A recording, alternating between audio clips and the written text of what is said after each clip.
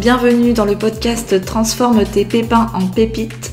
Je suis Muriel, coach en bien-être et art-thérapeute.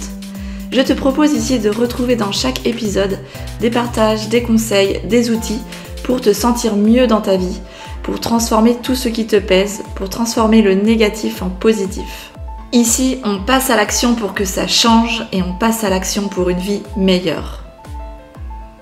Hello, j'espère que tu vas bien. Donc on est parti pour le deuxième outil, toujours dans la série 21 jours pour mieux vivre ton hypersensibilité. Et bien pour te présenter le deuxième outil, je vais te parler de mon expérience. Avant d'être art-thérapeute et avant d'être coach, eh bien j'ai eu toute une période de remise en question où tout un tas de questions sont ressorties sur le sens de ma vie, sur la façon dont j'étais.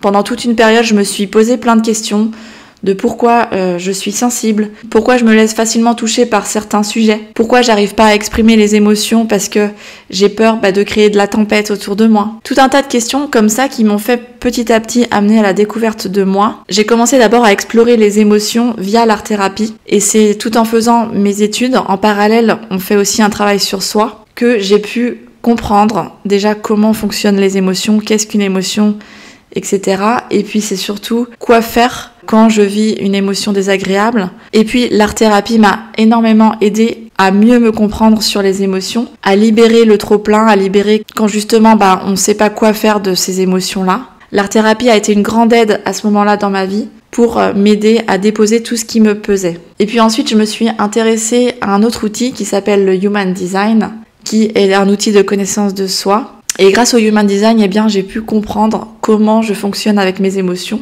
et pourquoi je vivais des vagues émotionnelles fortes. Dans le schéma de mon Human Design, j'ai le plexus solaire qui est coloré, donc le centre des émotions, qui est situé en bas à droite sur le schéma. Et le fait qu'il soit coloré, ça veut dire que de manière constante, de manière fixe, je vis les émotions par vagues et je peux facilement passer d'une émotion à l'autre.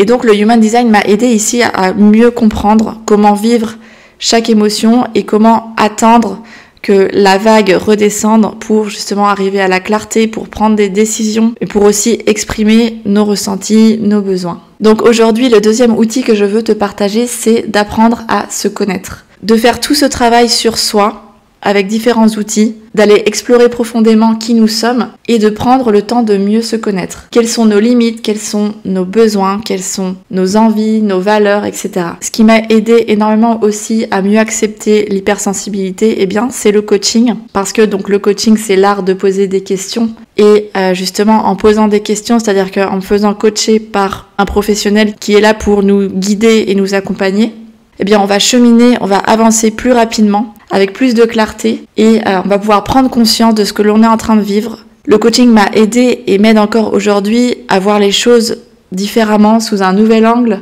à changer de perspective, à déplacer mon point de vue lorsque c'est nécessaire pour justement ne pas me laisser submerger par les émotions et prendre des décisions depuis les émotions sans y avoir réfléchi et sans prendre de décisions sous le coup de l'émotion. Si toi-même tu es hypersensible, le fait d'apprendre à mieux te connaître va t'aider à mieux accepter ton hypersensibilité et donc par conséquent tu vas mieux t'aimer, donc augmenter l'estime de toi et aussi la confiance en toi. Maintenant c'est à toi de passer à l'action et je te pose la question suivante: quelles petites choses tu peux faire dès maintenant pour apprendre à mieux te connaître et à mieux connaître comment tu vis tes émotions? Tu peux trouver différents outils autour de toi, dans ton entourage, qui vont t'aider à explorer qui tu es profondément. Et si le Human Design te parle, n'hésite pas à aller voir sur mon site web, tu peux faire ta carte gratuitement. Tu as juste à mettre ton heure de naissance, ta date de naissance et ton lieu de naissance. Et là, tu vas obtenir ton schéma graphique et aller voir déjà comment tu fonctionnes au niveau de tes émotions. Tu peux aussi télécharger gratuitement un PDF sur le Human Design qui va déjà t'aider et t'apporter plus d'informations. Et aujourd'hui, la phrase que tu peux retenir et écrire dans ton carnet pour te rappeler de l'importance d'apprendre à mieux se connaître, c'est une citation d'Aristote qui dit « La connaissance de soi est le commencement de toute sagesse ». On a fini pour aujourd'hui, on se retrouve donc demain pour le 3e épisode et le 3e outil à mettre en place pour mieux vivre ton hypersensibilité. Je te dis à demain, ciao ciao.